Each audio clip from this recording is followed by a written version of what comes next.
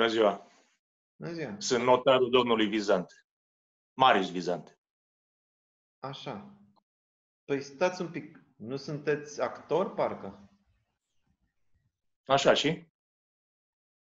Păi, nu știu, adică... V-am sunat și vă rog frumos să nu mă mai întrerupeți, da? V-am sunat în calitate de impresar al domnului Vizante și de om care are grijă de rulota lui. Da, stați un pic. Mă întrerupeți din nou. De fapt, am vrut să vă spun, ca impresar, comisionul meu pentru rolul principal al domnului Vizante este de 15%. Perfect. Domnul Vizante nu mai joacă la noi în film. Ne pare rău. Asta e. Da, mi s-a spus că se lucrează greu cu el. Ok. La revedere. La revedere. Doamne ferește, bă, băiete, bă. Are grijă de rulota lui, bă, tu ești nebun la... Da, trebuie să auzi și pe asta, băi, mâncat. Mai am ceva de adăugat. Dacă vreți să vă promovați filmul, vă pot facilita o intrare la domnul Capatos. Nu. Lăsați. Nu. Stai, George, stai. Care ar fi prețul? 500. Euro? Nu, lei.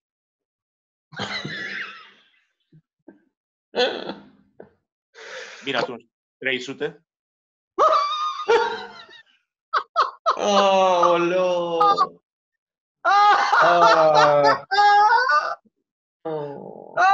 Sărat. Da, George. Zi. Cum faci? Zi, ca să știu. Am uitat să vă spun ceva. Dacă aveți nevoie de o actriță genială din Republica Moldova, vă pot intermedia un contact cu domnișoara Ala Harbuzi. Nu cred. Nu cred, nu e adevărat. Zic că visez. Dom'le, plata ești în urmă rău. Păi lucrăm cu ea de mult. Da? Păi da. Da. Eu nu mai pot. Auzi, frate. nu putem să-l blocăm cumva. Ba da, stai că-l blochezi oricum. Stai 2 secunde. Stai că-l blochezi. Am uitat să vă spun ceva. În caz că aveți nevoie de un scenarist genial, vi recomand pe domnul Tofan. Să mor dacă nu... Tofan ne-a dat scenariul de 2 luni jumate, domnule. Dar nu vă supărați. V-am spus odată, v-am spus de 2 ori. Nu ne mai deranjați. De câte ori Mulțumim! Mulțumim! Gata. Scuze, ceva foarte important.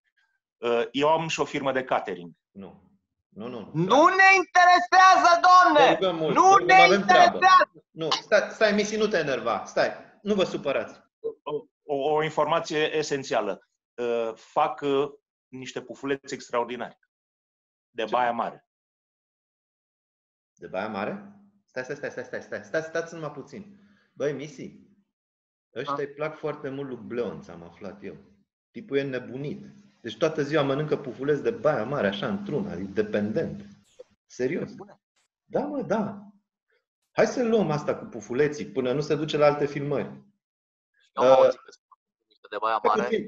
Domnul cu pufuleții. M-auziți? Dați? Domnul cu pufuleții. Cu pufuleții.